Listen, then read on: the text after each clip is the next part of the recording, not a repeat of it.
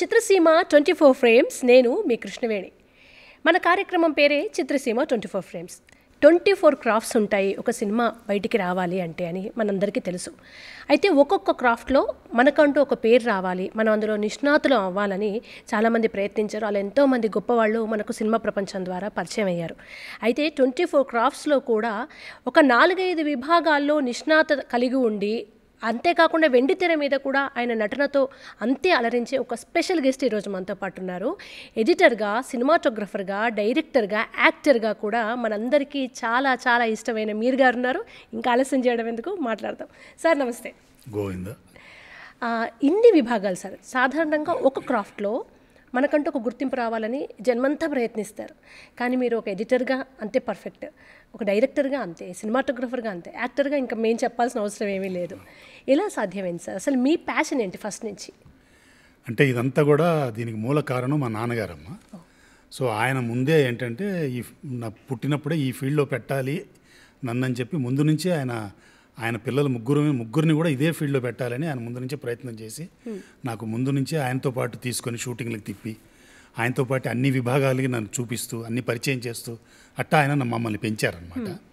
So అలాగా ఆయన first నన్ను ఎడిటింగ్ డిపార్ట్మెంట్లో పెట్టారు. ఆయన ఎడిటింగ్ డిపార్ట్మెంట్లో చేసిన తర్వాత కొద్దిగా అప్పుడు యూత్ కదా, ఒకే చీకటి రూమ్లో ఎక్కువ రోజులు ఉండలేక నేను మా నాన్నగారితో అడిగి ఫోటోగ్రఫీకి షిఫ్ట్ అయ్యాను అనమాట. ఫోటోగ్రఫీ నేర్చుకుంటాను నాన్నగారు అంటే అప్పుడు ఫోటోగ్రఫీలో పెట్టారు ఆయన. సో ఆ విధంగా ఫోటోగ్రఫీ నేర్చుకున్నాను అనమాట. ఫోటోగ్రఫీ నేర్చుకుని అక్కడి నుంచి సినిమాలు అవి చేసుకుంటూ వచ్చాను.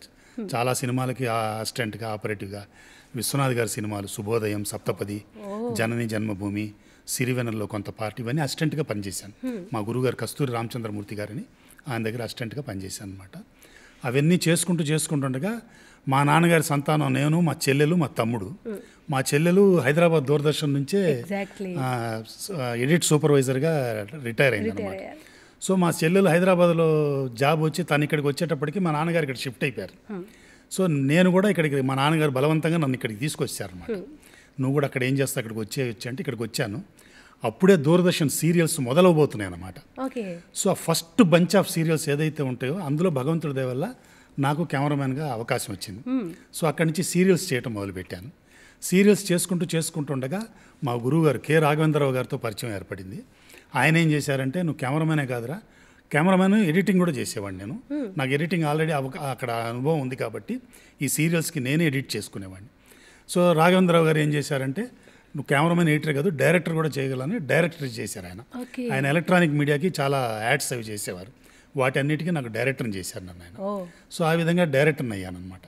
డైరెక్టర్ అయిన తర్వాత కొన్ని నా కోసం, ఇప్పుడు బయట వాళ్ళకి పనిచేయడానికి వేరు, నా కోసం నేను పనిచేయడానికి కొంచెం కావాలి కదా, ఆత్మతృప్తి కోసం. సో దానికోసం ఏం చేశాను, కొన్ని ప్రొడ్యూస్ చేసేవాడిని అప్పుడప్పుడు. సో ఆ ప్రొడ్యూస్ చేసిన వాటికి అన్నిటి కూడా నంది అవార్డులు వచ్చినాయి నాకు. సో అలాగా ఇది కూడా అవకాశం కూడా నేను చేసుకున్నాను. ఆ తర్వాత అలాగా చేసుకుంటూ ప్రొడ్యూస్ చేసుకుని కొన్ని సీరియల్స్ అవి కూడా ప్రొడ్యూస్ చేశాను. చేసిన తర్వాత ఇలా వస్తూ ఉండగా అదృష్టవశాత్తు ఏంటంటే కొన్ని చిన్న క్యారెక్టర్స్ నేను చిన్నప్పుడు వేషం వేశాను. మా నాన్నగారు భలే మాస్టర్ అని 1969లో ఎన్టీ రామారావు గారితో నన్ను అందులో వేషం వేయించారు. ఆ తర్వాత నేను ఇండిపెండెంట్గా ఒక కెమెరామ్యాన్గా తమిళ సినిమా చేశాను, ఇవడూరు పౌర్ణమి అని. ఆ సినిమాలో ఆ డైరెక్టర్ గారు నా చేత ఒక వేషం వేయించారు. నేను పొట్టి వీరయ్య గారు, మేమిద్దరం ఆ తండ్రి కొడుకులు అనమాట. సో అలాంటిది ఒక తమిళ పిక్చర్ అది, అందులో వేశారు. సో ఆ అనుభవం ఉంది. సో ఇక్కడికి వచ్చిన తర్వాత సడన్గా ఒకరోజు నా మిత్రుడు పుల్లారావు గారని వివి వినాయక్ గారి కో డైరెక్టర్, చిరంజీవి గారిది ఖైదీ నెంబర్ 150లో ఒక మీడియా పర్సన్ వేషం ఉంది, నువ్వు వేస్తే బాగుంటుంది, ఒక్కరోజు వర్కే అని చెప్పి నన్ను పిలిపించి ఆ వేషం వేయించారు. అది సో అది వేశాను. అది చూసిన తర్వాత నేను ఎంసీఏ అని నానిగారి సినిమాలో వేణు శ్రీరామ్ గారని డైరెక్టర్ గారు, ఆయన అది వేయించి అది కూడా చూసి ఆయన ఇంప్రెస్ అయ్యి ఖైదీలో వకీల్ సాబ్లో పెద్ద క్యారెక్టర్ జడ్జి వేషం, అది అసలు నేను ఊహించలేదు అలాంటి పరిణామం. వకీల్ సాబ్లో వేశాను. తర్వాత ఈ హనుమాను, ఇలాగ చాలా సినిమాలు వేసుకుంటూ అలాగా అదే భగవంతుడు అలా నడిపిస్తున్నాడు, అది నడుచుకుంటూ వచ్చేస్తున్నాను. అంతేగాని స్పెషల్గా ఇదే చేయాలి అదే చేయాలని ఇదేం లేదు. కానీ దీనికి అంతటికీ నాంది ఏంటంటే మా నాన్నగారి సంకల్పం. ఆయన మమ్మల్ని ఇలా ఉండాలి, ఈ ఫీల్డ్లో పెట్టాలనుకున్నారు. ఆయన సంకల్పం కొద్దీ మేము అందరం ఇటు వచ్చాము. ఇప్పుడు మీ సిస్టర్ రిటైర్ అయ్యారు మన దూరదర్శన్ నుంచి. బ్రదర్ వాళ్ళంతా కూడా సినిమాటోగ్రఫీ ఈ ఫీల్డ్లోనే ఉన్నారు కదా? ఒక బ్రదర్ నాకు జాన్ అని, తను కెమెరామెన్, నా దగ్గరే అసిస్టెంట్గా చేసి చాలా సినిమాలకి వాటికి కెమెరామెన్గా చేశాడు. సో మేము ముగ్గురం, నేను ఇలాగ ఉన్నాను, మా సిస్టర్ ఎడిటర్గా రిటైర్ అయింది, మా తమ్ముడు కెమెరామెన్గా ఇంకా చేస్తున్నాడు. ఓకే సార్, నాకు ఇప్పటి నుంచో ఒక డౌట్. సినిమాటోగ్రఫీ అంటే కెమెరా వర్క్ ఎవరైతే చేస్తారో వాళ్ళకి అంతర్లీనంగా నేను డైరెక్షన్ చేయాలని చాలామంది కోరుకుంటారు. ఆ తర్వాత ఏదో ఒక రోజు డైరెక్టర్గా ముందుకు వస్తారు. ఎందుకు సార్ సినిమాటోగ్రఫీలో ఫ్రేమ్స్ చూసుకోవడం దగ్గర నుంచి మొదలు పెడితే ఆ ఐడియా అంతా రావడం వల్ల మేము కూడా డైరెక్షన్ చేస్తే బాగుంటుందని ఎక్కడ స్టార్ట్ అవుతుంది? జీల్ ఎక్కడ స్టార్ట్ అవుతుంది? అంటే ఎలా ఉంటుందంటే, ఇప్పుడు మనం కెమెరామెన్గా ఉన్నప్పుడు డైరెక్టర్ చెప్తున్న షార్ట్స్ అవి మనకి ఒక్కోసారి నప్పవు అనమాట. అంటే ఏదో సిల్లీగా అనిపిస్తాయి ఒక్కోసారి. అంటే ఆ డైరెక్టర్ అనే అతను ఆ స్క్రిప్ట్ మీద ఎంతో తపన పడి ఎన్నో రోజులు దాని మీద కూర్చొని ఆ క్యారెక్టరైజేషన్స్ ఎలా ఉండాలి, ఆ విజువలైజేషన్ ముందే చేసుకుంటాడు ఆయన. ఈ సీన్ ఇలా వస్తుంది అలా వస్తుంది. కెమెరామెన్ ఏం చేస్తాడు, ఏ రోజు వర్క్కి ఆ రోజో లేదంటే ఒక 2 రోజుల ముందో కలిసి ఆ వర్క్కి వస్తాడు. రాగానే అతను చెప్తున్నప్పుడు ఇతనికి కంటెంట్ తెలియదు కదా, ఆ భావం తెలియదు. కాబట్టి ఈయన ఏంటంటే నేనే బెటర్గా చేయగలుగుతాను కదా, నేను బెటర్గా చేయగలుగుతానని ఒక ఇన్నర్ ఫీలింగ్ ఉంటుంది. ఇంకోటి ఏంటంటే విజువల్ గ్రిప్ ఉంటుంది కదా. కానీ డైరెక్షన్ అనేది ఓన్లీ విజువల్ గ్రిప్ కాదు, అక్కడ ఎమోషన్, ఆర్టిస్ట్ ఎమోషన్ మీద ఎక్కువ ప్లే అవుతుంది. అది డైరెక్టర్ ఆయన దీని మీద ఉంటుంది, విజన్ మీద ఉంటుంది. సో మనం ఏంటంటే కెమెరామెన్లో డైరెక్టర్ అయినప్పుడు ఏమవుతుందంటే విజువల్గా బ్రహ్మాండంగా ఉంటుంది, కానీ ఎమోషనల్ సైడ్ వీక్ అయిపోతాం. అవును. అలాగే ఒక ఎడిటర్ డైరెక్టర్ అయ్యాడు అనుకోండి, పేస్ బాగుంటుంది, స్టోరీ పేస్ బాగుంటుంది, కానీ ఎమోషన్స్ దగ్గర ఇప్పుడు డైరెక్టర్ అనేవాడికి ఏంటంటే అన్నిటి మీద పట్టు ఉండి, సో అతను కథని ఎమోషనల్గా ఎలా చెప్పాలి, మనం ఆర్టిస్ట్కి ముందు ఏ కథ అయినా కూడా ఆర్టిస్టులతో మనం ఆడియన్స్ కనెక్ట్ అవ్వాలి. కనెక్ట్ అయితేనే ఆ కథ పండుద్ది అది. సో ఈ కనెక్ట్ అవ్వాలంటే ఎమోషన్ కనెక్ట్ అవ్వాలి. ఎమోషన్ కనెక్ట్ అయితేనే అది పండుద్ది అనమాట. అందుకోసం ఇప్పుడు కెమెరామెన్లు అందరూ కూడా జనరల్గా అనుకునేది అది. ఇప్పుడు నేను అసిస్టెంట్గా ఉన్నప్పుడు మా గురువుగారు పెడుతున్నప్పుడు దీనికంటే నేను బెటర్గా పెడతాను కదా అనుకుంటా. నేను కెమెరామెన్ అయిన తర్వాత తెలుస్తుంది ఆ కష్టం, ఎందుకు ఆయన అలా పెట్టాడు, ఎందుకు అలా చేశాడని. అలాగే డైరెక్టర్ కూడా, డైరెక్టర్ అనేవాడు ఏంటంటే క్యాప్టెన్ ఆఫ్ ది షిప్ అని ఎందుకంటారంటే అతను ఆ స్క్రిప్ట్ మీద అన్ని నెలల నుంచో అన్ని రోజుల నుంచో దాని మీదే మదన పడుతూ ఉంటాడు. అతనికి దాని మీద విజువల్గా మొత్తం ఇది ఉంటుంది అతనికి. సో అలాంటి అతని మనం గౌరవం ఇచ్చి చెయ్యాలి. అంటే పిక్చర్ సక్సెస్ అయినా ఫ్లాప్ అయినా డైరెక్టర్ మీదే ఆధారపడి ఉంటుంది. Director is the main person. Sir ఇప్పుడు ఒకప్పుడు తెర వెనక ఉన్న వాళ్ళు ఎవరు ఆడియన్స్కి తెలియకపోయేది. అసలు ఇన్ని క్రాఫ్ట్స్ ఉంటాయనే చాలా కాలం క్రితం వరకు తెలియదు. సడన్గా తెర వెనక ఉన్న వాళ్ళకి ఇప్పుడు బుల్లితెర ద్వారా, షోస్ ద్వారా, సోషల్ మీడియా ద్వారా ఓహో వీళ్ళ అనేది అర్థమవుతుంది. మీరు అప్పటిదాకా ఎడిటర్గా, సినిమాటోగ్రఫర్గా, డైరెక్టర్గా ఎప్పుడు తెర వెనక మీ పని, సడన్గా తెర ముందుకు వచ్చేసారు కదా, అది వేరే కిక్కు. జనాలు గుర్తుపట్టడము, యాక్టింగు, ఇది మాయలో ముంచేస్తుంది కదా. అప్పుడు ఇవన్నీ వదులుకుందామని డిసైడ్ అయ్యారా? యాక్టర్గా మాత్రమే జర్నీ చేయాలనుకున్నారా? ఏం ప్లాన్ చేసుకున్నారు మీరు? అయ్యో యాక్టర్ ఏమో యాక్సిడెంట్గా అయింది అది నేను యాక్టర్ అవ్వాలని, ఇప్పటికి కూడా నేను ఆర్టిస్ట్ అయ్యేదని ఎవరో గుర్తుపట్టాలని చేసేది ఏం కాదు అసలు అది. ఎందుకంటే అలా అనుకొని రాలేదు. నాకు ప్యాషన్ ఏంటంటే యాక్టింగ్ వెళ్ళటానికి నాకు ఒక చిన్న ఇదే ఆశ ఏంటంటే యాక్టింగ్కి వెళ్ళినప్పుడు ఇవాళ రేపు వాడుతున్న గ్యాడ్జెట్స్ ఏంటి, టెక్నాలజీ ఎలా వాడుతున్నారు, ఆ డైరెక్టర్ గారు ఈ డైరెక్టర్ గారు ఎట్లా తీస్తున్నారు, ఇప్పుడంతా యంగ్ బ్లడ్, యంగ్ టాలెంట్ కదా. సో వీళ్ళు ఎట్లా తీస్తున్నారు, కెమెరామెన్ ఎలాంటి కెమెరాలు, ఏమేమి లెన్సులు వాడుతున్నాడు, లైట్స్ అన్నీ కూడా డిఫరెంట్ లైట్స్ వచ్చాయి. మా రోజుల్లో ఉండిన లైట్లు వేరు, ఇప్పుడు వచ్చిన లైట్స్ వేరు. సో ఆ లైట్స్ అన్నీ ఎలా ఉన్నాయి. ఇప్పుడు ఆ రోజుల్లో గ్యాడ్జెట్స్ లేవు, ఈ రోజుల్లో చాలా గ్యాడ్జెట్స్ వచ్చాయి. ఆ రోజుల్లో ఒక షార్ట్ కెమెరా ఒక కారు లోపల సీన్ తీయాలంటే చాలా పెద్ద కష్టంతో కూడుకున్న వ్యవహారం అది ఫిజికల్గా. ఇవాళ చాలా సింపుల్గా తీయొచ్చు, గ్యాడ్జెట్స్ ఉన్నాయి, టక్కనే వ్యాక్యూమ్ బేస్ పెట్టేస్తారు, తీసేస్తారు. సో అలాంటి గ్యాడ్జెట్స్ ఇవన్నీ కూడా ఏమేం చేస్తున్నారు, ఇవన్నీ నేర్చుకోవాలనే ఉద్దేశంతో నేను మెయిన్గా ఈ ఆర్టిస్ట్గా వెళ్ళటానికి మొక్కు చూపుతాను అనమాట. అది మెయిన్. అంతేగాని మనం పెద్ద ఆర్టిస్ట్నో మనం నన్ను ఏదో గుర్తుపట్టేయాలనో అది అసలు లేనే లేదనమాట. చిత్రసీమ 24 ఫ్రేమ్స్లో చిన్న విరామం తీసుకుందాం.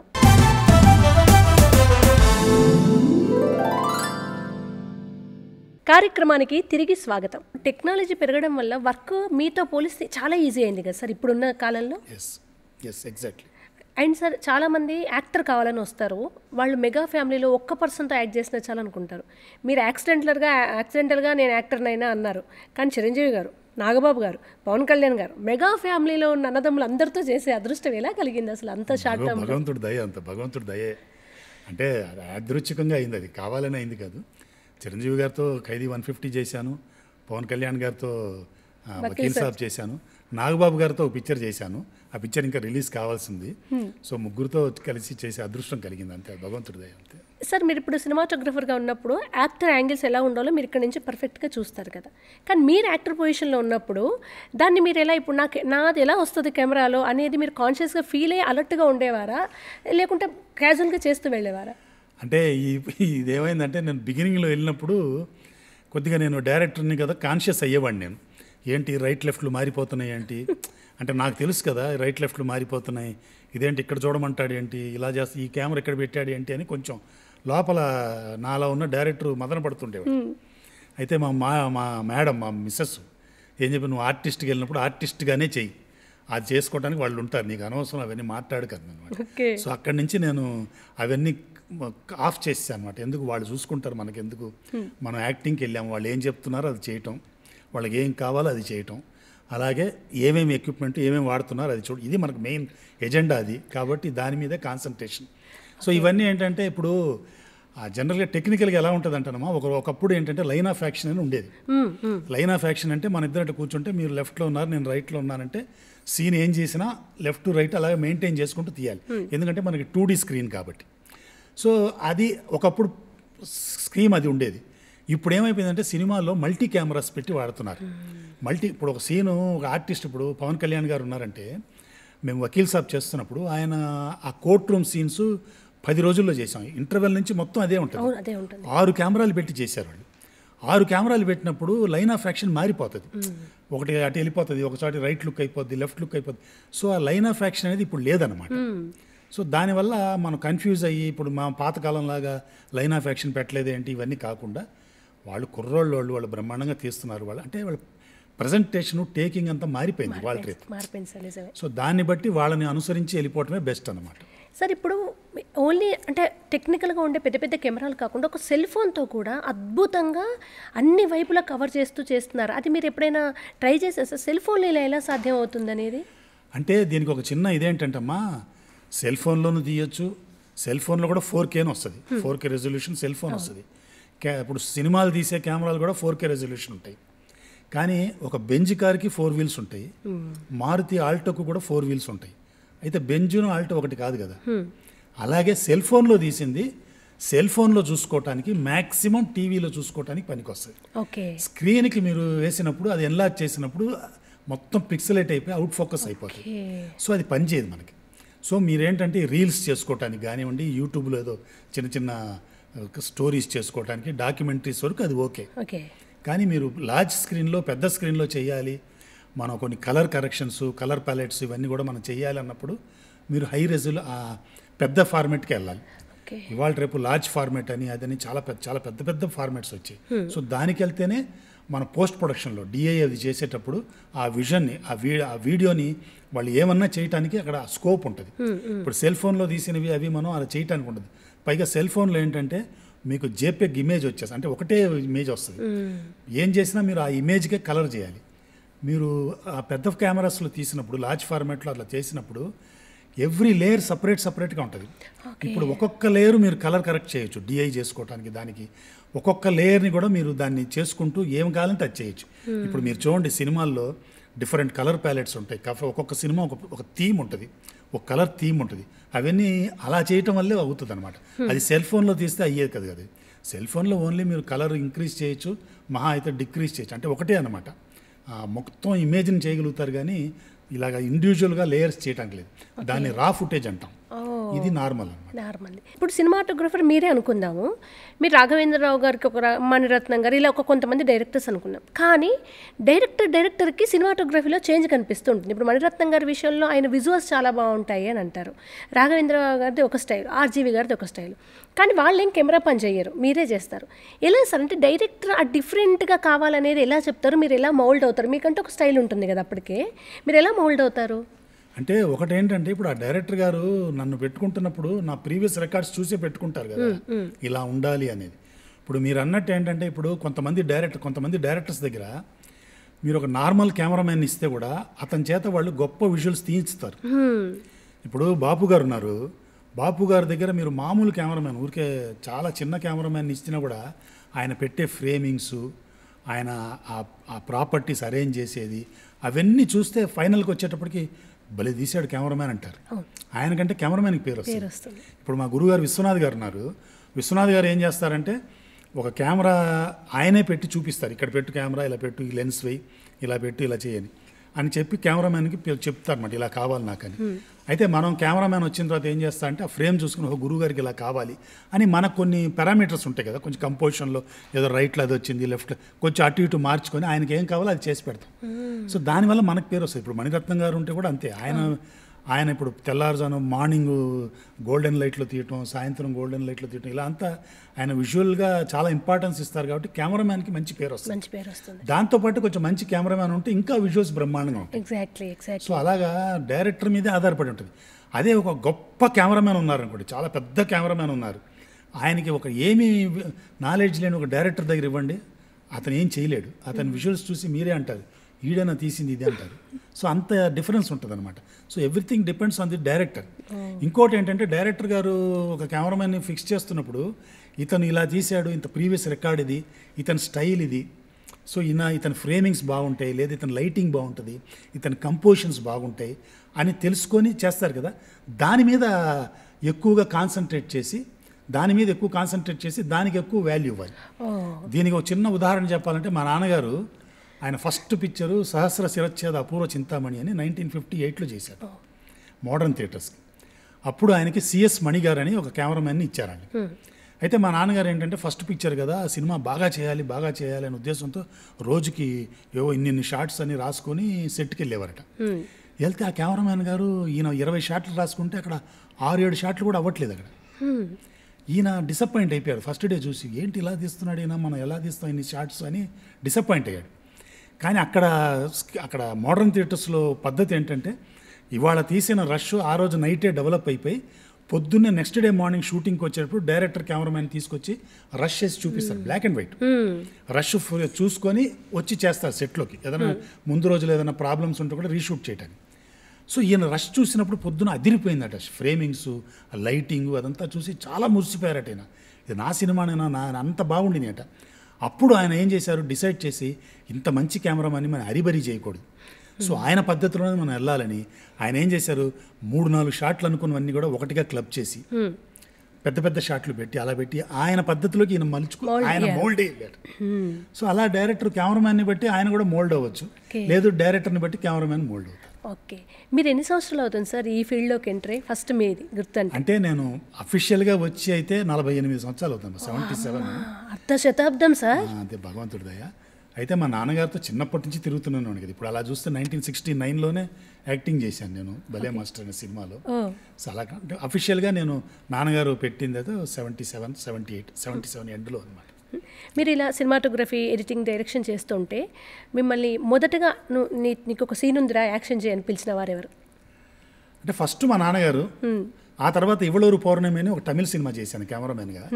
అందులో డైరెక్టర్ గారు నేను జనరల్గా జోవియల్గా హ్యూమరస్గా ఉంటుంటాను కదా, అది చూసి నీతో వేషం వేయించాలి, నువ్వు వేషం వేయాలని చెప్పి ఆయన గొడవ పెట్టాడు. తర్వాత చూస్తే ఒకరోజు పొట్టి వీరయ్య గారిని తీసుకొచ్చి, ఇతను మీ నాన్న, నువ్వు కొడుకువి, మీ ఇద్దరి మీద ఒక సీన్స్ అని చెప్పి ఆయన కామెడీ అనమాట. అందులో 3-4 సీన్లు ఉంటాయి మా ఇద్దరి మీద, ఆయన తీశారు.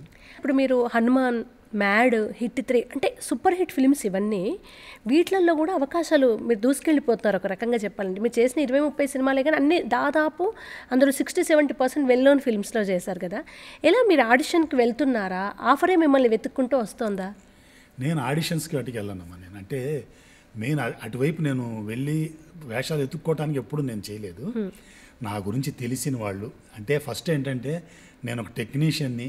ఇప్పుడు ఒక వేషం, పర్టికులర్ వేషం నోన్ ఆర్టిస్ట్ వేయటం కంటే కూడా ఇంకొక అన్నోన్ ఆర్టిస్ట్ వేస్తే బాగుంటుంది అనుకొని చేస్తారు కదా.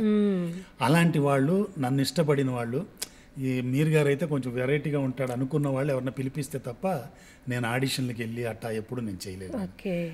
సో నేను ప్రొఫెషనల్గా వెళ్ళి మాట్లాడడం అలా కాదు. కానీ ఇప్పుడు ఎలా ఉందంటే నాకు, ఇప్పుడు నేను చదివి సాధించలేనిది ఇక్కడ చిన్న చిన్న వేషాల ద్వారా.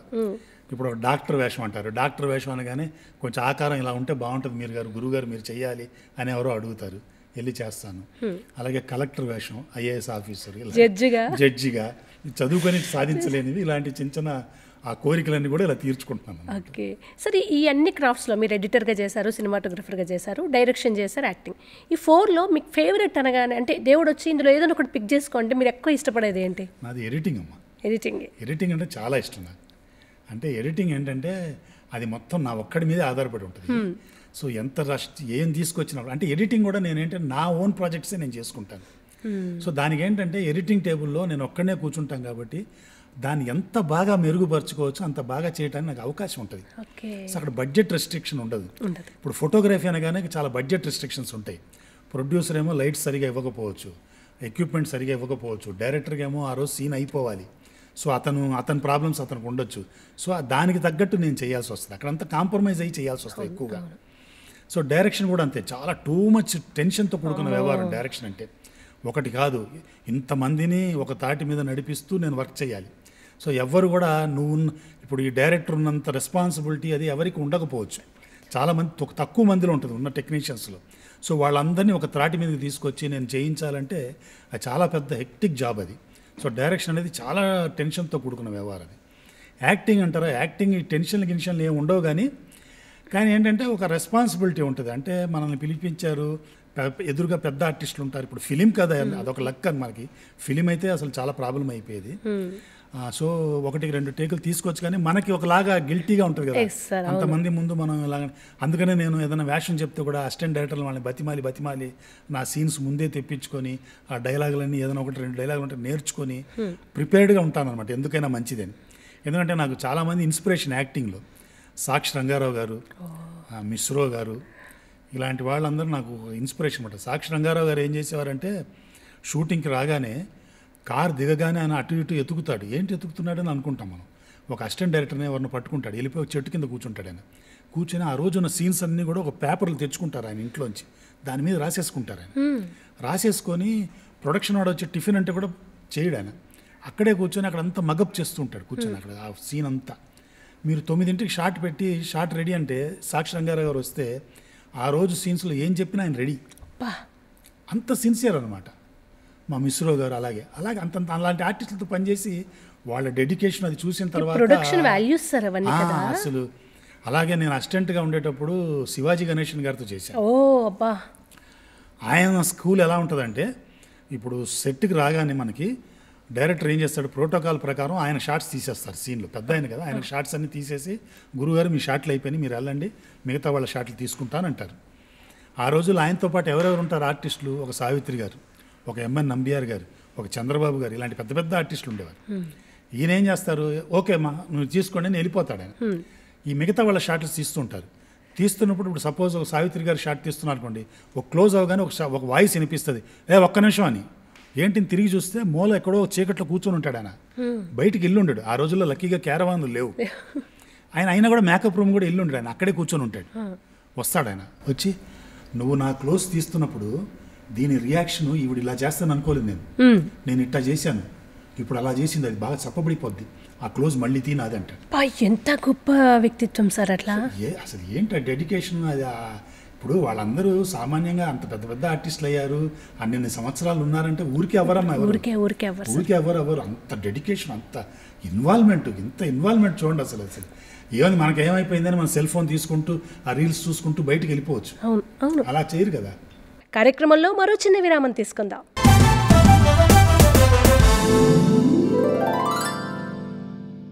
కార్యక్రమానికి తిరిగి స్వాగతం. ఇప్పుడు నాలెడ్జ్ ఉంది, టెక్నాలజీ ఉంది సార్, ఆ క్రమశిక్షణ, డెడికేషన్ కొంచెం లోపిస్తోంది ఇప్పుడున్న వాళ్ళలో, చాలా మందిలో. కొంతమంది ఏమో అంతే ప్యాషనెట్గా ఉన్నారు ఇప్పుడున్న వాళ్ళలో కూడా. అండ్ సార్, ఇప్పుడు మీలాంటి వాళ్ళ గొంతు ద్వారా, అనుభవాల ద్వారా మా జనరేషన్, నెక్స్ట్ జనరేషన్ కొంత తెలుసుకోవాలి. విశ్వనాథ్ గారు, ఆయన ఉన్న ఎరాలో మేము ఉన్నామని చెప్పుకోవడం ఒక రకంగా గర్వం. బట్ ఇప్పుడు ఆయన అనుభూతులు వినాలంటే మాకు ఆయన అందుబాటులో లేరు. కానీ మీరు ఆయనతో వర్క్ చేశారు. ఆయన సినిమా అంటే చాలా ఒక మంచి గుడికి వెళ్ళినట్టుగా ఉంటుంది.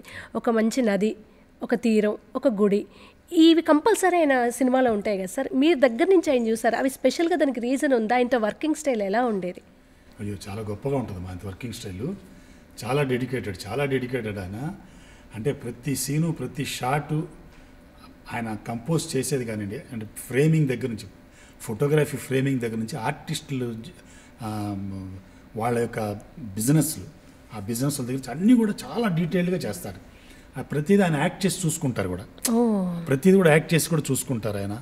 అంత డెడికేటెడ్గా అసలు చాలా గొప్పగా. అంటే మేము ఎప్పుడు అది చూస్తున్నప్పుడు అలాగే దిగ్భ్రాంతి చూస్తుండేవాళ్ళం అన్నమాట. అబ్బాయి ఇలా ఉంటుందా అంటే మాకేం తెలియదు కదా ఆ రోజుల్లో, అలా చూసేవాళ్ళం అన్నమాట. ఇప్పుడు శుభోదయం కానివ్వండి, సప్తపది కానివ్వండి, జర్నీ జన్మభూమి కానీ ఇవన్నీ కూడా చూస్తున్నప్పుడు చాలా అంటే ఒక దాన్ని ఏమంటారంటే ఒక ఇమాజినరీ వరల్డ్లో ఉండేవాళ్ళం ఆయనతో తీస్తున్నప్పుడు. ప్రతిదీ ఎంజాయ్ చేస్తూ అనుభవిస్తూ చేస్తారు ఆయన ప్రతిదీ కూడా. సో దానివల్ల అలాగే మ్యూజిక్ మీద నేను ఎప్పుడు ఏం చెప్తుంటానంటే, నాకు సినిమా ఇండస్ట్రీలో త్రిమూర్తులు అంటాను నేను. బాపు గారు, విశ్వనాథ్ గారు, మా గురుగారు రాఘవేంద్రరావు గారు. బ్రహ్మ అంటే బాపు గారు, అంతే కదా. బొమ్మ గీయటం, ఒక బొమ్మ క్రియేట్ చేయటం అంటే ఆయన. అలాగే విశ్వనాథ్ గారు నాట్యం, సంగీతం.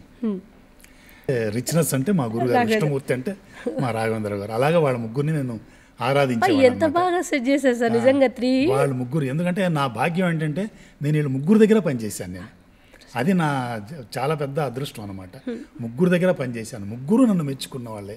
సో వాళ్ళ దగ్గర పనిచేశాను. అలాంటి గొప్ప గొప్ప వాళ్ళ విజను, వాళ్ళ డెడికేషను. ఇప్పుడు మా గురుగారు రాఘవేంద్ర గారు ఉన్నారంటే, ఒక సీన్ చేయాలంటే ఆ సీన్కి ఆ బ్యాక్గ్రౌండ్ ఎలా ఉండాలి, ఆర్టిస్టులు కాస్ట్యూమ్స్ ఎలాంటి కాస్ట్యూమ్స్ ఉండాలి, వండర్ఫుల్గా ఉంటాయి సార్ నిజంగా.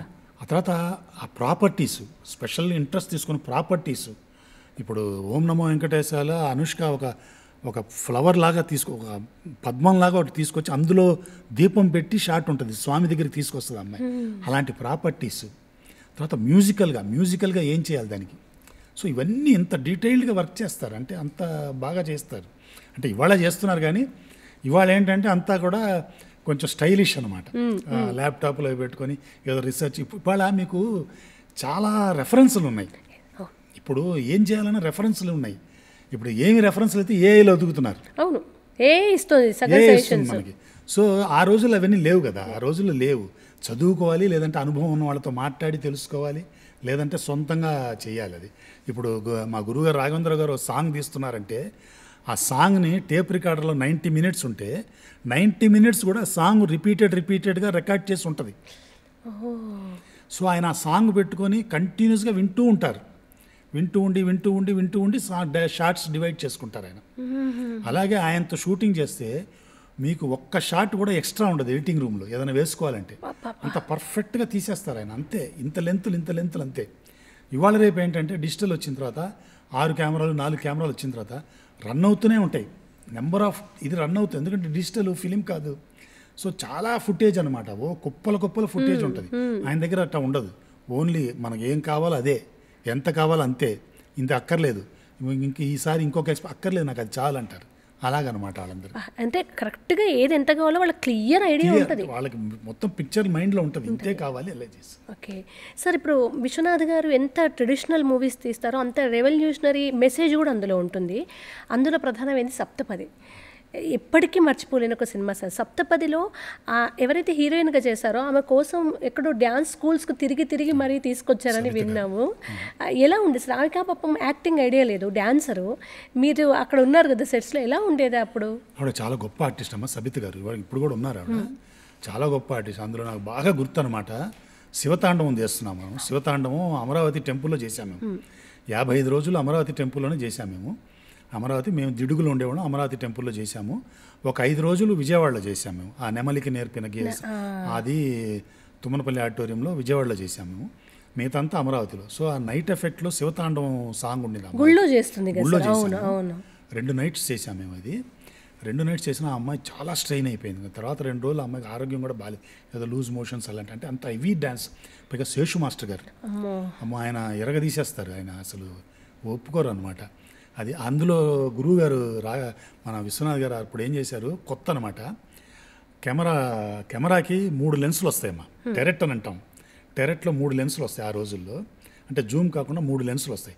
ఇప్పుడు ఇక్కడ 25 లెన్స్ వేస్తే ఇక్కడ 50, ఇక్కడ 75. అంటే ఏ లెన్స్ కావాలంటే ఆ లెన్స్ తిప్పుకోవచ్చు అనమాట. సో ఆ శివతాండవం చేస్తున్నప్పుడు అక్కడ ఏం ఎక్స్పెరిమెంట్ చేశారు, రన్నింగ్లోనే 25 to 50, 50 to 75, అంటే వైడ్ నుంచి టైట్ నుంచి టైటు, అలాగా ఇలా షార్ట్స్ తీశారనమాట. అది నేను అప్పుడు చూసి ఆశ్చర్యపోయాను. ఇలా కూడా అంటే జనరల్గా ఏం చేస్తాం అంటే కట్ చేసి చేస్తాం.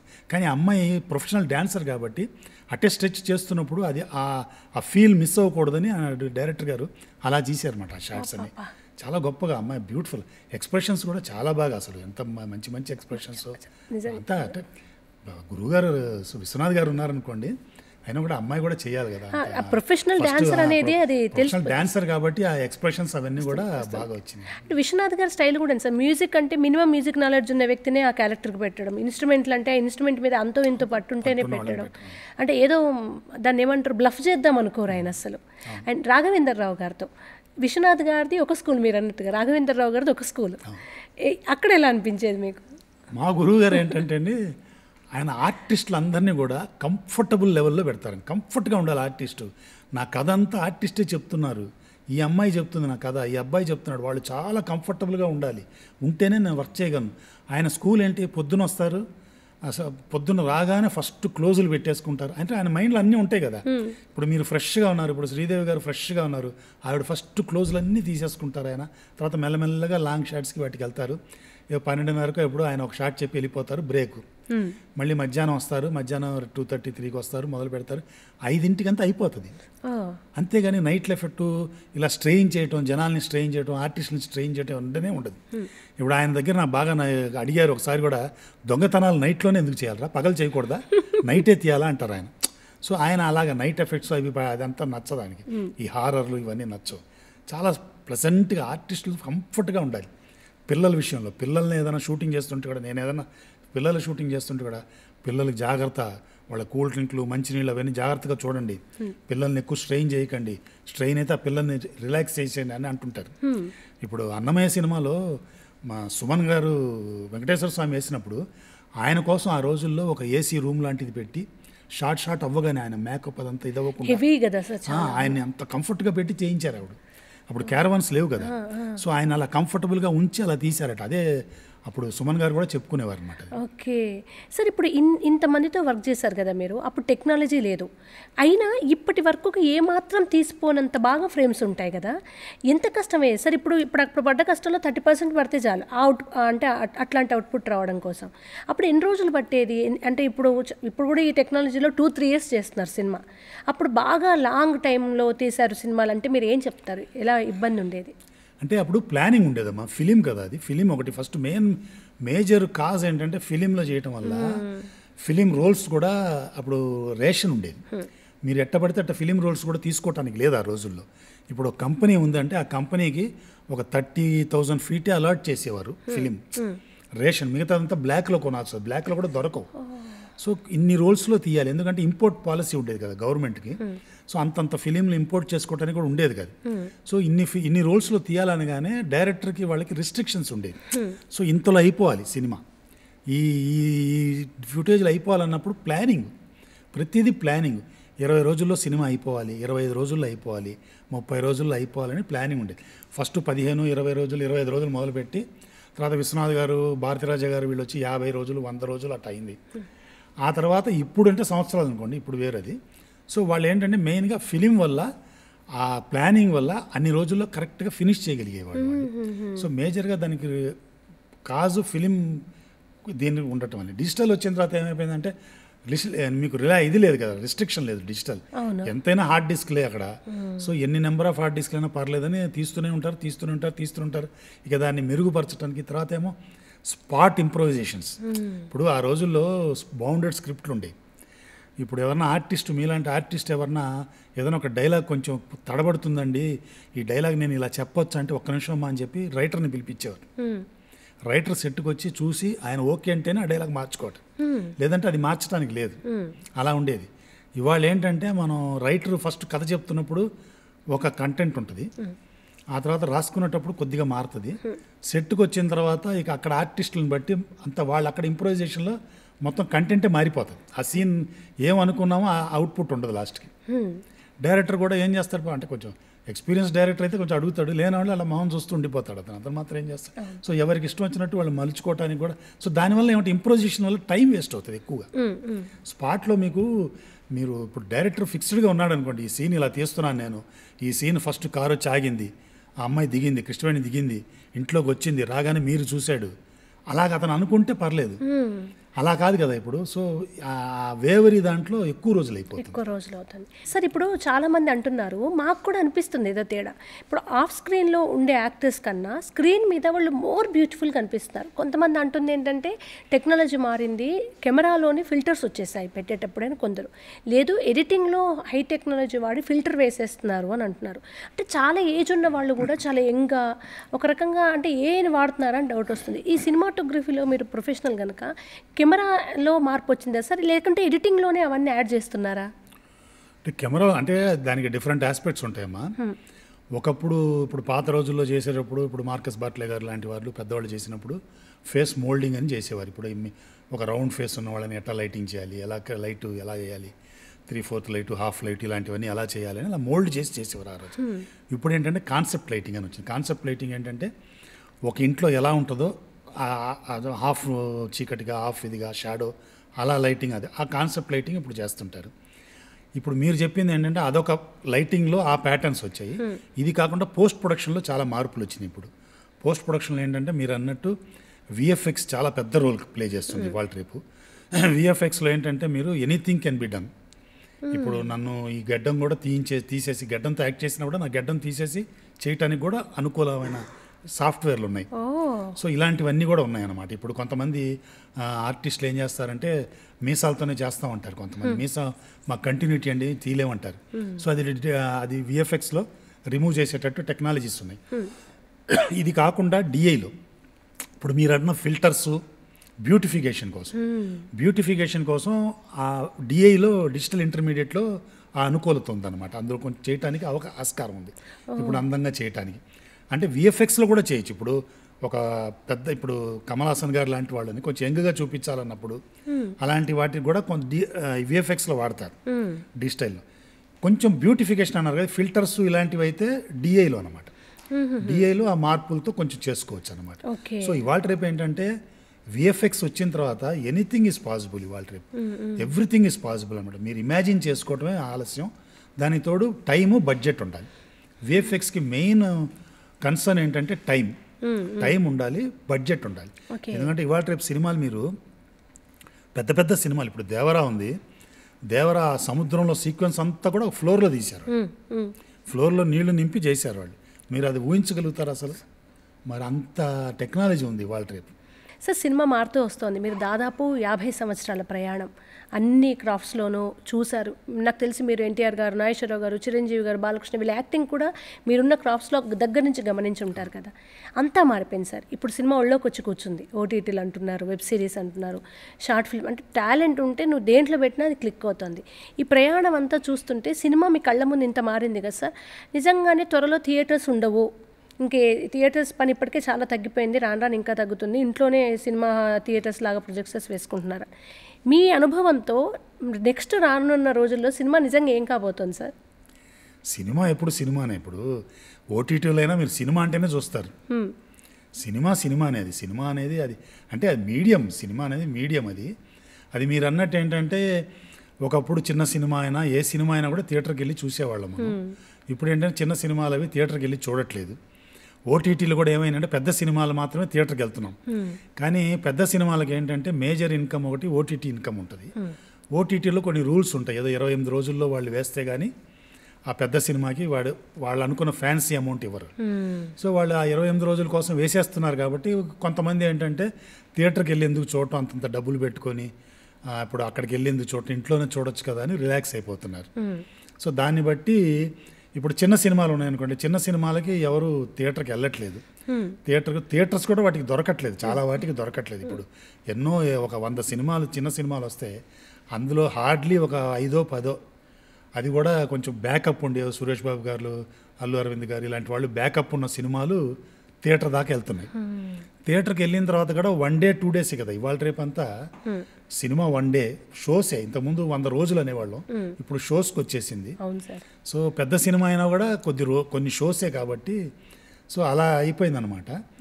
కానీ ఏంటంటే ఇప్పుడు థియేటర్కి రప్పించాలంటే నా ఉద్దేశం ఏంటంటే ఈ ఓటీటీకి వస్తుంది అనే నమ్మకం జనంలో రాకుండా ఉండాలి అని నా ఉద్దేశం. ఇప్పుడు రిలాక్స్ అవుతాం కదా. ఇప్పుడు సినిమా థియేటర్లో చూసే ఎక్స్పీరియన్స్ వేరేగా ఉంటుంది, ఇంట్లో చూసే ఎక్స్పీరియన్స్ వేరేగా ఉంటుంది. ఇప్పుడు థియేటర్లో ఏంటంటే మనం దాంట్లో నిమగ్నం అయిపోయి థియేటర్లో ఆ క్యారెక్టర్స్తో పాటు ట్రావెల్ చేసి మనం కూడా ఆ ఎక్స్పీరియన్స్ని అనుభూతికి తీసుకుంటాం.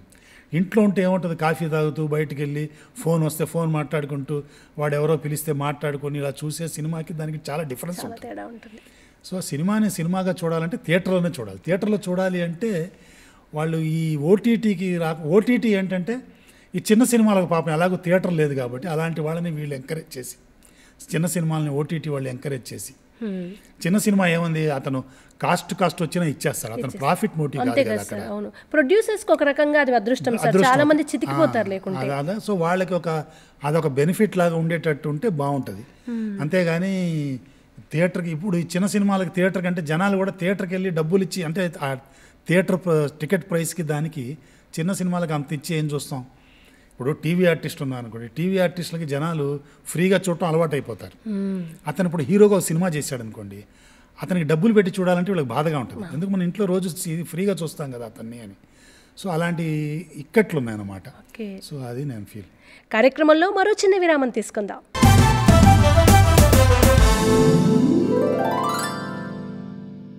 సార్, దూరదర్శన్తో మీకు మంచి అనుబంధం ఉంది కదా, ఎలా సార్ ఫస్ట్ దూరదర్శన్కి ఎలా వచ్చారు? ఇక్కడ అనుభూతులు సీరియల్ గురించి చెప్పమంటే ఏం చెప్తారు? దూరదర్శన్ అంటే నా మాతృ సంస్థ ఇది. ఇవాళ రోజు నేను ఇక్కడ కూర్చొని ఇలా మాట్లాడుతున్నానంటే ఫస్ట్ నాకు నా కెరియర్ పరంగా నాకు గుర్తింపు తెచ్చిచ్చింది నా దూరదర్శనే. ఎందుకంటే నేను ఎన్ని సినిమాలు చేసి ఎంత చేసినా కూడా నేను మా సిస్టర్ పుణ్యమాని ఇక్కడికి వచ్చిన తర్వాత ఇక్కడ సీరియల్స్ అప్పుడప్పుడే స్టార్ట్ అయినప్పుడు దూరదర్శన్లో ఫస్ట్ బంచ్ ఆఫ్ సీరియల్స్ అన్నమాట. మీరు ఆలోచించండి అని తాతినేని ప్రకాశ్రావు గారు డైరెక్ట్ చేసింది కానివ్వండి, దేశంలో ఈరోజు అని కరుణ గారు అని ఆవిడ డైరెక్ట్ చేశారు, ఆవిడ సీరియల్. ఎర్రంనేని చంద్రమౌళి గారు, ఇలా చాలామంది, ప్రదీప్ గారు, అలాగే సాజిద్ ఆజం గారు, ఇలాంటి పెద్ద పెద్ద మహానుభావులు అనమాట. వాళ్ళ ఫస్ట్ బంచ్ ఆఫ్ సీరియల్స్లోనే నాకు అవకాశం వచ్చింది. అవకాశం వచ్చి నేను ఇక్కడ సీరియల్స్ మొదలుపెట్టిన తర్వాత దూరదర్శన్లో అది ఒప్పుకొని దూరదర్శన్లో ఆ సీరియల్స్ అన్నీ టెలికాస్ట్ అయ్యి నాకు ఒక పెద్ద గుర్తింపు, మీరని ఇలా ఉన్నాడని చెప్పి తెలియటానికి. ఆ రోజుల్లో నేను ఏదన్నా ఇంటికి వెళ్తే పైన యాంటనా ఉంది అంటే నన్ను గుర్తుపడతారు వీరని నాకు ఒక ఇదనమాట. అంత ఇది ఉండేదనమాట. కెమెరా ఎడిటింగ్ అని దూరదర్శన్లో నా పేరు వచ్చేది. సో ఈ సంస్థతో నాకు చాలా పెద్ద, అసలు ఆ రుణం ఎలా తీర్చుకుంటానో తెలియదు. ఇలాంటి వచ్చినప్పుడు చాలా ఎమోషనల్ అయిపోతుంటాను నేను మా సంస్థకు వచ్చినట్టు. దానికి తోడు మా చెల్లెలకి దూరదర్శనే ఫస్ట్ నుంచి జాబ్ చేసింది, తను మంచిగా రిటైర్ అయింది. సో మా వెనకాల దూరదర్శన్ అనేది చాలా పెద్ద బ్యాకింగ్ అనమాట మాకు. ఇక్కడ చేసిన సీరియల్స్ చాలా పేరు తెచ్చిపెట్టినాను. అంటే నేను అప్పుడున్న దాంట్లో మ్యాక్సిమం ఎక్స్పెరిమెంట్లు చేశాను ఇక్కడ నేను చేస్తున్నప్పుడు. మాకు దూరదర్శన్లో చాలా సీరియల్స్, మిస్టరీ అని ఒక సీరియల్ చేశాను, మొత్తం క్రైమ్ బేస్డ్ అది. ఆ రోజుల్లో ఉండే కెమెరాలు మ్యాక్సిమం చాలా వెయిట్ ఉంటాయి, ఇకాగమి కెమెరాని, అవన్నీ ఓపెన్గా పెట్టి షూట్ చేయటం, ఇలా చేయటం. తర్వాత ప్రదీప్ గారితో కొన్ని సీరియల్స్ చేశాము, ఆయన సాంగ్స్ చేయటం, ఫస్ట్ టైం సాంగ్స్ చేయటం. అలా సాజిద్ ఆజం గారు అని పితామహుడు సీరియల్స్కి, ఆయన సీరియల్స్ కానివ్వండి. తాతినేని ప్రకాశ్రావు గారు అంటే గొప్ప డైరెక్టర్ అమ్మా. ఇండియాలో ఉండే టాప్ హీరోస్ అందరినీ డైరెక్ట్ చేసిన ఆయన దగ్గర నేను పనిచేయటం, ఇక్కడ సీరియల్ చేయటం, అదృష్టం రావటం. దానికి అక్కినేని నాగేశ్వరరావు గారు వ్యాఖ్యానం అనమాట ఆ సీరియల్కి. ఇలాగ చాలా సీరియల్స్ అనమాట. నాకు దగ్గర దూరదర్శన్తో ఒక 10 సంవత్సరాలు చాలా హెక్టిక్ అనమాట. నాకు హెక్టిక్ వర్క్స్ నాకు దూరదర్శన్ అయిన తర్వాత ప్రైవేట్ ఛానల్ స్టార్ట్ అయింది. ప్రైవేట్ ఛానల్ స్టార్ట్ అయినప్పుడు ఈటీవీలో 94లో వాళ్ళు పిలిపించి వాళ్ళ దగ్గర నుంచి అలా 14 years అక్కడ చేశాను. అక్కడ అంటే ఫ్రీలాన్సే నేను. అలా చేస్తున్నప్పుడే జెమినీ, జీ తెలుగు, మా టీవీ, ఆ తర్వాత ఎస్వీబీసీ, ఈ ఛానల్స్ అన్నిటి కూడా చేయడం. కానీ ఎన్నిటి కూడా నాకు ఫౌండేషన్ అనుకోండి, నాకు ఒక బ్యాక్ బోను అనుకోండి. నా కెరియర్లో నేను ఇలా ఉన్నాను ఇవాళ రోజు అంటే ముఖ్య కారణం నాకు దూరదర్శన్. సార్, ఇప్పుడు అన్ని రంగాల్లో, అటు సినిమా రంగం, ఇటు సీరియల్స్, యాంకరింగ్లో టాప్ పొజిషన్లో ఉన్న ఎంతోమందికి పునాది దూరదర్శన్ సార్. ఇప్పుడు ప్రతి ఇంట్లో ఉన్న చిన్నపిల్లల నుంచి వృద్ధుల్లాగా సుమగారు అంటే ఇష్టం. సుమగారు, శిల్ప గారు, అనిత గారు, వీళ్ళందరూ దూరదర్శన్లో సీరియల్స్. అప్పుడు వాళ్ళందరికీ అప్పుడు చిన్నపిల్లలు కదా సార్, మీరు ఉన్నప్పుడు ఎలా ఉండేది వాళ్ళతో ఎక్స్పీరియన్స్? వాళ్ళు చాలా కష్టపడి ప్రాంప్టర్లు లేకుండా చదివి నేర్చుకొని వాళ్ళు ఈ స్థాయికి వచ్చిన వాళ్ళు కదా. అప్పుడు వర్కింగ్ స్టైల్ ఎలా ఉండేది వాళ్ళందరితో? సుమ గారితో ఆవిడ ఫస్ట్ సీరియల్ నా దగ్గరే చేశారు ఆవిడ, పెళ్లి చూపులని, ప్రదీప్ గారిది. అందులో అమ్మాయి చాలా బెరుగ్గా ఉండేది, భయంగా ఉండేది, చిన్నపిల్ల. సో భయంగా వర్క్ చేస్తుండేది. కానీ అమ్మాయి ఇదన్నమాట డెడికేషన్, తెలుగు నేర్చుకోవాలి అని ఆవిడ మా గురువు గారు నిమ్ గారు ఉండేవారు, రైటర్ గారు. ఆయన దగ్గర కూర్చొని ఆ భాష గురించి తెలుసుకొని అంటే చాలా గ్రేట్ ఒక మలయాళీ అమ్మాయి అలా చేయటం అనేది. తర్వాత పెర్ఫార్మెన్స్ వైజ్ కూడా చాలా మెమరీ పవర్ అది అప్పటి నుంచి కూడా ఎలిఫెంట్ మెమరీ ఆ అమ్మాయి కూడా అంత బాగా మెమరీ పవర్ అది ఉండేది. చాలా అంటే ఒక మన ఇంటి అమ్మాయి లాగా అంత బాగుండేది. అలాగే మీరు ఝాన్సీ గారు కూడా యాంకరింగ్ ఫస్ట్ నేను దూరదర్శన్కి ఒక స్టార్ హిట్స్ ఏదో ఉండిందమ్మా ప్రోగ్రామ్, దానికి అమ్మాయి చేత యాంకరింగ్ చేయించాం. అప్పుడు ఆ ప్రోగ్రామ్ ఏంటంటే ఒక్కొక్క ఆర్టిస్ట్ మీద అనమాట. సో నేనేంటంటే ఈ అమ్మాయిలో ఏదో టాలెంట్ ఉంది, అమ్మాయితో మాట్లాడినప్పుడు అనుకొని ఆ ఆర్టిస్ట్ లాగా ఆ అమ్మాయితో యాక్టింగ్లన్నీ చేయించాను. ఫర్ ఎగ్జాంపుల్ కోట శ్రీనివాసరావు గారు ఉంటే నల్లగా మేకప్ వేయించేసి అమ్మాయితో చేయించాను అనమాట. అవన్నీ అమ్మాయి బ్రహ్మాండంగా చేసింది. అమ్మాయి కూడా చాలా చోట్ల చెప్పుకుందన్నమాట, నాకు ఇదంతా చేయడానికి బేస్ మీరు గారు అక్కడ చేయించింది స్టార్ హిట్స్లోని. అలాగే ఉదయ్ భాను గారు చాలా టాలెంటెడ్ అమ్మాయి. ఆ అమ్మాయి కూడా అలాగే పుష్ప గారు అని చాలామంది అమ్మ. శృతి అసలు ఏంటమ్మా అసలు అమ్మాయి ఫస్ట్ వచ్చినప్పుడు డాక్యుమెంటరీ చేసింది నా దగ్గర. సో ఆ అమ్మాయిని చూసినప్పుడు నేను అసలు ఇంత పెద్ద ఆర్టిస్ట్ అవుతుంది అనుకోలేదు నేను అప్పుడు. కానీ ఆ అమ్మాయి అంతేది. ప్రీతి నిగమ్ ఇప్పుడు సీరియల్స్ అంటే అసలు వాళ్ళు ప్రీతి నిగము ఒక బుద్ధుడి మీద ఒక ఎపిసోడ్ చేస్తున్నప్పుడు దూరదర్శన్కే అమ్మాయి డ్యాన్స్ చేసింది. అమ్మాయికి తెలుగు వచ్చేది కాదు. అమ్మాయి తెలుగు మాట్లాడుతుంటే సెట్లో వాళ్ళు కూడా ఏదో నవ్వితే నేను వాళ్ళని తిట్టాను కూడా. అమ్మాయి అంత బాగా ఎక్స్ప్రెషన్ ఇచ్చి చెప్తుంది, అలా నవ్వకూడదయ్యా అది తిట్టాను.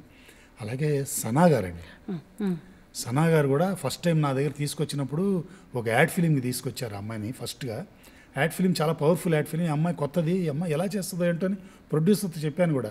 అమ్మాయి ఎలా చేస్తుందో ఏంటోనా అంటే లేదు చూడండి సార్ అని. దూరం లొకేషన్ కూడా దూరం, ఆల్టర్నేటివ్ కూడా చేయడానికి లేదు. అమ్మాయితో చేసిన తర్వాత నా ఇంప్రెషన్ మారిపోయింది. అంత బ్యూటిఫుల్ యాక్టింగ్ అనమాట, అంత పెర్ఫార్మెన్స్. నిజంగా చాలా డెడికేటెడ్ ఆర్టిస్ట్ అమ్మ. శిల్ప గారు అమ్మో, శిల్ప గారు అంటే నాకు ఫస్ట్ నేను ఇక్కడ సీరియల్స్ మొదలు పెట్టినప్పుడు ఆవిడే నాకు హీరోయిన్. నా సీరియల్స్కి సినిమా తీసి చూడు సీరియల్స్ అన్నింటిలో కూడా ఆవిడ హీరోయిన్ చేశారు. ఆవిడ ఎంతో అనిత చౌదరి గారు అంత డెడికేటెడ్ అంత. అంటే ఆ రోజుల్లో అనకూడదు కానీ అంటే అట్మాస్ఫియర్ బట్టి మారిపోతుందమ్మా. నిజంగా మారింది సార్. అంటే అప్పుడున్న అట్మాస్ఫియర్ వేరు, ఇప్పుడున్న అట్మాస్ఫియర్. ఇప్పుడు తీయట్లేదా? తీస్తున్నారు, బాగా తీస్తున్నారు.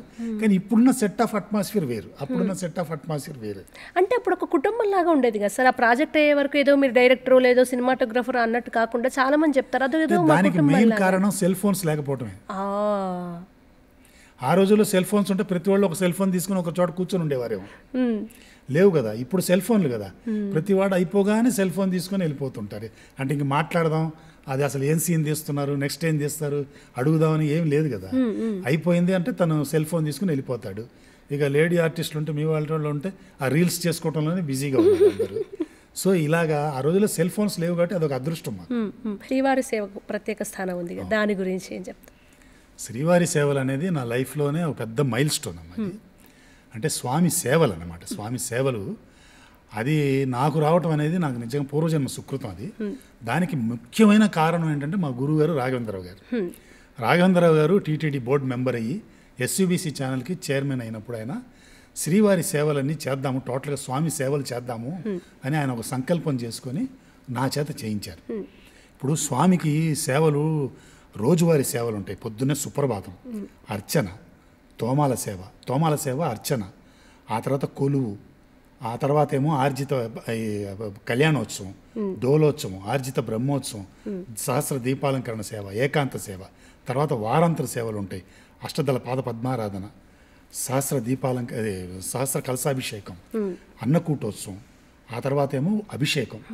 ఇన్ని సేవలు మీరు ఒక్క మనిషి చూడటం అనేది జీవితకాలంలో నాకు తెలిసి చాలా కొద్ది మందికి ఆ అదృష్టం ఉండుంటుందేమో. నాకు చాలా చాలా మినిమం.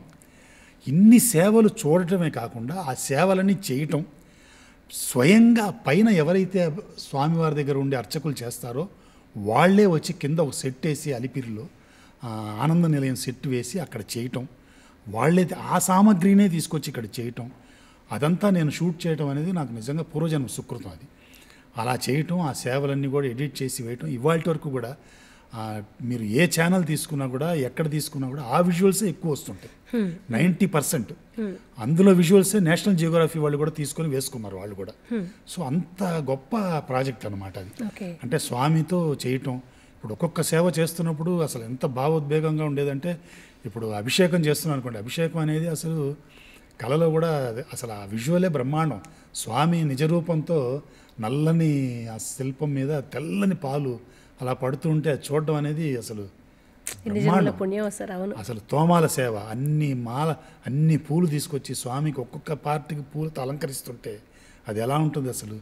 తర్వాత పూలంగి సేవ అని మొత్తం స్వామిని పూలతో అలంకరించేయటం, ఈ అష్టదళ పాద పద్మారాధన, 108 బంగారు కమలాలతో స్వామిని అర్చన చేయటం, సహస్ర కలశాభిషేకం, 1008 కలశాలతో భూదేవి శ్రీదేవి మలయప్ప స్వామిని కానివ్వండి, భోగ శ్రీనివాసమూర్తిని, అలాగే విశ్వసేనుని, వీళ్ళని అభిషేకాలు చేయించటం, అన్నకూటోత్సవం, పులిహార అన్నం తీసుకొచ్చి స్వామికి నివేదన పెట్టడం, అభిషేకం, అర్చన, ఈ కొలువు సేవ, ఇలాంటివన్నీ కూడా నేను ఉండి చేయటం అనేది నిజంగా నా పూర్వజన్మ సుకృతం.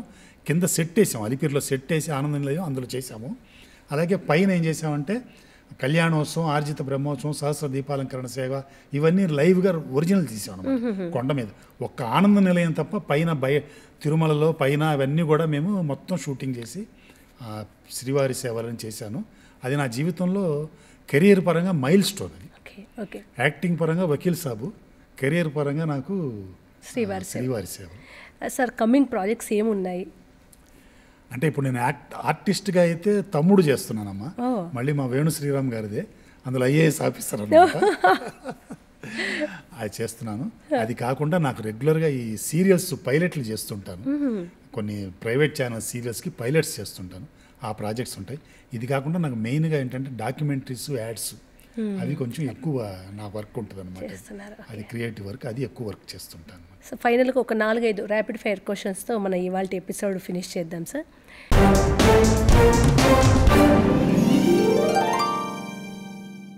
మీ జీవితంలో మీకు ఇన్స్పిరేషన్ ఎవరు? ఫస్ట్ మా నాన్నగారేనమ్మా. నాన్నగారే మెయిన్ ఇన్స్పిరేషన్, తర్వాత మా డైరెక్టర్ రాఘవేంద్రరావు గారు. ఓకే. జీవితం మొత్తం ప్రయాణంలో నేను వీళ్లకు గ్రాటిట్యూడ్తో ఉండాలి, రుణపడి ఉండాలి వీళ్ళకి అనుకునే వ్యక్తులు ఎవరైనా ఉన్నారా? అంటే ఒకటి నా తల్లిదండ్రులు, భగవంతుడు కాకుండా ఇంకోటి నా భార్య. నా భార్య ఎందుకంటే తన సపోర్ట్ లేకపోతే ఇంత జర్నీ నేను చేసేవాడిని కాదు కదా.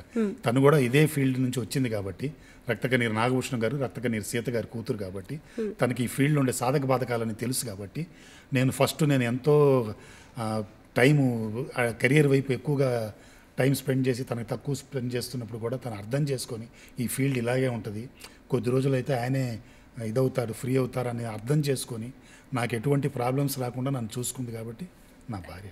ఇంత జర్నీలో కూడా ఇంకా ఫుల్ఫిల్ కాని ఒక డ్రీమ్ లేదా ఒక అసంతృప్తి ఏదైనా ఉందా అంటే ఏం చెప్తారు?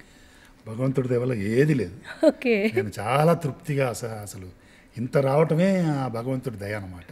సో నాకు రిగ్రెట్స్ ఏమీ లేవు నా జీవితంలో. ఓకే. అండ్ మీకంటూ మీరు కనిపించే ఎడిటింగ్, డైరెక్షన్, సినిమాటోగ్రఫీ, యాక్టింగ్ కాకుండా మీ వ్యక్తిగతంగా టైం దొరికితే మీరు చేసేది ఏంటి? ఎక్కువగా ఈ ఆధ్యాత్మిక సైడ్ ఎక్కువ చేస్తానమ్మా నేను. ఆధ్యాత్మిక ఉందే నాకు టైం దొరికినప్పుడల్లా స్వామి ఏదైనా వీడియోలు చేయటం, అవి చేయటం, ఏదో ఒకటి ఆయన మీద ఆధ్యాత్మికంగా ఏదో చేయటం, లేదా పుస్తకాలు చదవటం, ఆధ్యాత్మిక పుస్తకాలు చదవటం జీవితం గురించి. అంటే అదే కొంచెం డైలీ ఒక 1 అవర్ నేనే కూర్చొని నాలో నేను మాట్లాడుకోవటం, ఇలాంటివన్నీ చేసుకుంటున్నాను. Thank you so much sir. మీరు మళ్ళీ మన దూరదర్శన్, ఎందుకంటే ఇది మా దూరదర్శన్, మీరు కూడా కనుక మన దూరదర్శన్కి వచ్చి 1 అవర్ ఆడియన్స్తో ఇలా మాట్లాడుకోవడం మనం హ్యాపీయెస్ట్ థింగ్ మాకు. Thank you so much once again. చాలా చాలా థ్యాంక్స్ అమ్మా. నేను మరొక్కసారి దూరదర్శన్కి ఈ ప్రోగ్రాం నడిపిస్తున్న వాళ్ళందరికీ కూడా నా హృదయపూర్వక కృతజ్ఞతలు తెలియజేసుకున్నాను. Thank you. స్వస్తి. చూసారు కదండి, ఇది ఇవాల్టి చిత్రసీమ 24 ఫ్రేమ్స్ ఎపిసోడ్. మరొక ఎపిసోడ్లో మరొక అతిథితో మళ్ళీ కలుస్తాను. అంతవరకు సెలవు మరి. నమస్కారం.